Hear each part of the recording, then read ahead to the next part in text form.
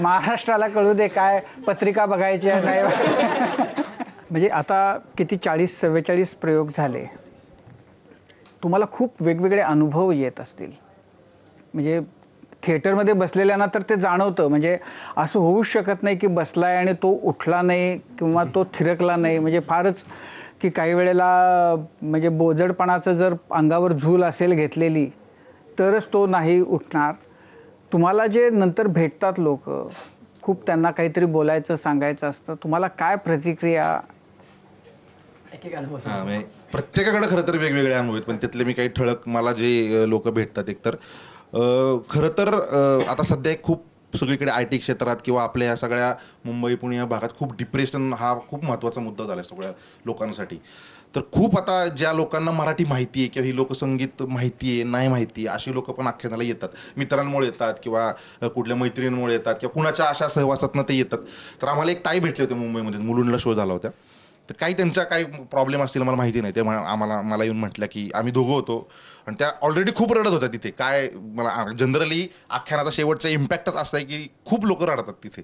So आम्हालाही ते वाटलं की जनरल रडत असतील. त्या खुर्चीतच बसून होत्या, खूप लोक भेटत होती. 2-1 तास आमचं सगळं भेटणं झालं. मग त्यांचे मिस्टर असे सगळे भेटायला आले. तर त्या फक्त एवढंच म्हणले की मी माझ्या काही पर्सनल कारणामुळे 6 महिने डिप्रेशनमध्ये, मी कुणाशी बोलत नाहीये, मी काही व्यक्तच होत नव्हते. ते असं काही असेल त्यांचं पर्सनल काम.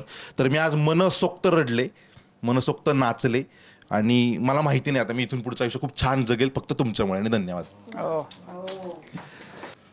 आणि हे सगळे असे गमतीशीर मुद्दे पण खूप घडतात. म्हणजे आख्यानाचा बालगंधर्वला शो होता.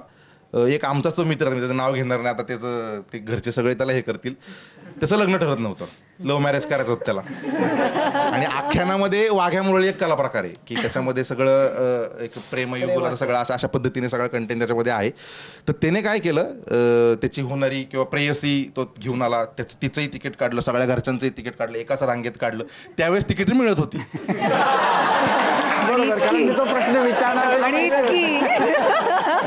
परत नाही इकडून आम्हाला का नाही तिकीट. त्यामुळे त्यांनी अशी 8-10 तिकीटं काढली आणि मग ह्या बाजूला घरचे बसवले, आई वडील भाऊ वगैरे, इकडे ती बसली. घरच्यांना माहिती नाही याचे कोणतरी. आणि मग ते पहिले 3-4 आमच्या आख्यानाचे आपले कला प्रकार झाले आणि वाघ्या मुरळीचा कला प्रकार सादर झाला, ऋषीने तो गायला. आणि मग मध्यंतर होतो. मध्यंतरात ते सगळे बसले होते आणि मग आई वडिलांना म्हणलं की आता जे गाणं झालं ना आता वाघ्या मुरळीचं, उचलून तिला देवा तुझी पायरे चढू दे, असं मला करायचंय, मलाही लग्न करायचंय. म्हटलं की करूयात की, असं काही विशेष नाही आणि करूयात वगैरे. मग त्याने थोडासा मूड चेक केला, हा करूयात, मग मुलगी वगैरे, आणि असं थोडासा बाजूला झाला, ही माझी होणारी बायको. ते शॉकमध्ये ते त्याचे सगळे पाहुणे आले. ते म्हणले, मग तो ऍक्च्युली नकार होता काय माहिती नाही, पण ते जुळून आलं. बसल्या बसल्या बालगंधर्व 2 तासात लग्न जुळून आलं. मग त्याने नंतर आम्हाला जाताना, मग नाशिकला जाताना सेपरेट चहा पाणी, प्रत्येकाचा टावेल टोपी घालून सत्कार वगैरे असंही आहे. आता मग त्याच्यानंतर कुठल्या तरी शोला मुलीचंही आई वडील येणार होते, त्यांचाही पाहण्याचा कार्यक्रम आख्यानात होणार होता. मग ते झालं का नाही माहिती नाही मला, पण असे गमतीशीर सुद्धा प्रकार आख्यानामध्ये पाहायला मिळतात. बाकी तू पण सांग तुला काही. मला जास्त लक्षात राहिलेले आहेत की म्हणजे आधी असं वाटलं नव्हतं फोनवर सांगायचे किंवा इंस्टाग्रामवर मेसेज करायचे की मी 9 महिन्याची गरोदर आहे आणि मला माझ्या लेकरांवर संस्कार करायचे असे समजा, मला एक तिकीट होईल का.